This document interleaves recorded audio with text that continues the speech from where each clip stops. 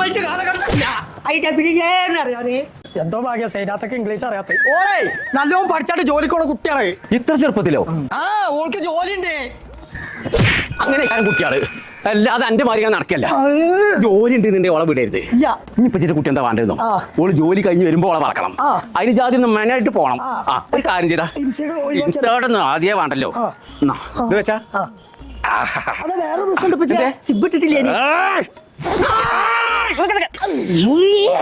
ജോലി വരുമ്പോ ഒരു കാര്യം കൂടി ചോദിക്കണം.